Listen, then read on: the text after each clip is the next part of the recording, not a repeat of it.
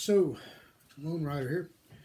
And lately on the news, you've heard a lot of talk about border security and the border wall and the government shutdown. And there's a whole bunch of political issues involved in this and a whole bunch of different things to consider. But I just wanted to share an experience I had in my youth with illegal smugglers. So I was in Arizona a lot in my teenage years. My grandparents had a place out there. We'd go out there during the winter and fall, and we were in a border area, Nogales, that sort of area, Douglas, and we were in a motel. Me and my folks. I was about I think I was about 15, 16. And it was late at night. There was a lot of noise coming from upstairs, and we just thought it was, a raucous party or, some bunch of boisterous drunks, something like that. So we called the manager. Hey, manager, can you tell these guys to keep it down? It's like after midnight. We're trying to sleep, and manager's like, I'll see what it is. Well, we hear a bunch of stamping feet and car peels out, and turns out there was like 15 illegal aliens and their smuggler guide up there. They left when the manager knocked on the door and saw what it was, and then they saw him leaving to go back downstairs to call. This was really before cell phones were a common thing. You could see he was going back downstairs to get the desk phone to call the Border Patrol. And so they all left before the Border Patrol got there, but they left in a hurry. They left some of their stuff there. Apparently there was a suitcase filled with like $10,000 or something in small bills. I mean, these poor people had, paid their life savings to get across. And the noise we heard was the fact that there were all of them, crowded into this small room above us.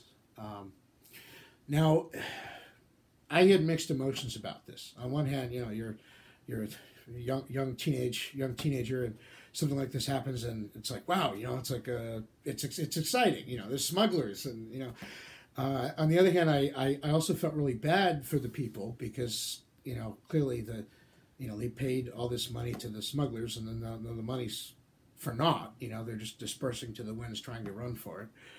And at the same time, as an American, I didn't like the idea of people smuggling and breaking our laws. So I had all these mixed emotions going on. Then I realized something.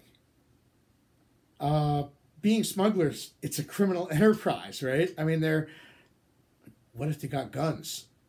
What if they get pissed that, the people downstairs called the manager on them and set in motion them having to flee before they wanted to? So I was concerned. I was like 16 years old. I didn't know any better. I was concerned they might come back and the snakeheads or the smugglers, whatever you call them, might like shoot through the windows or something. So I actually spent the night sleeping on the floor in the motel room. I was afraid to sleep on the bed because I wanted to be below the line of the windows in case the smuggler person came back, maybe for cash, maybe out of a grudge. Turned out nobody came back. They were long gone. But it is interesting. People a lot of times, I think this is an abstract issue to most people. If you've never spent any time near the border, if you've never, if you don't live there, I don't. But I did spend a lot of time in Arizona in my youth, and this was one experience I had, and it was it was it's a memorable experience, but yeah, except for sleeping on the floor because I was afraid of a drive-by in retaliation. Yeah, it was a great trip, except for that. And I do want to add that, by the way, I have nothing against people from south of the border. Actually, when we were there, we walked across through one of the checkpoints, and we spent some time in the border area, but on the other side. And I have to say that everybody I met was very nice, very polite. They see, people just like anybody else. And the funny thing is, they really, I think they could tell my attempts at Spanish were extremely poor and not grammatically proper, but they appreciated that I was trying to speak the lingo. So we got some really really good spicy food. I did try to buy some stuff at one of the little shops, buy some little tchotchkes, and I remember I screwed up. I was trying to say the 20, whatever it is for 20. But I think I was supposed to have said 12, and the guy seemed overjoyed because I was, instead of bargaining him down, I was bargaining him up. But nice people, nice people. But yeah, the smuggling aspect, people think of this as I think as sort of it's an abstract political issue. It's a cause. It's something to talk about. It's a talking point on TV. I think what people need to remember is it's not just fodder for 24-hour news cycles and blog posts. It's a real thing. And, there's real people involved on both sides, the smugglers, the Americans, the law enforcement, the bystanders. And, I remember how disconcerted I was, again, that mix of emotions. I feel bad for the people. I don't like the idea of folks breaking our laws, though. And then, it's kind of exciting, to have something like this happen. But would I want to have it happen every day? No. I definitely wouldn't want to have to spend every night sleeping on the floor, right? Like I did. And there was certainly, whenever you're dealing with a criminal element and you're not a criminal yourself, like I'm not, there certainly is that, element of fear there. Like, what are they going to do? And maybe, nowadays I wouldn't have felt compelled to sleep on the floor. I'm not 16 anymore. I know a little more. But on the other hand, could you blame me? It seemed like a logical thing. Like, oh, what if they come back, right? What if they're pissed? And that's the thing. There's real people involved.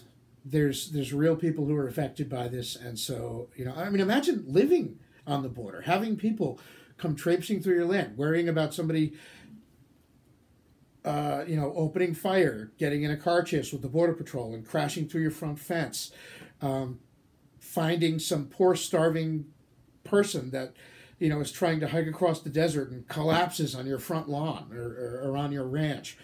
And again, the risk of violence, violence both to the people trying to cross and to the Americans.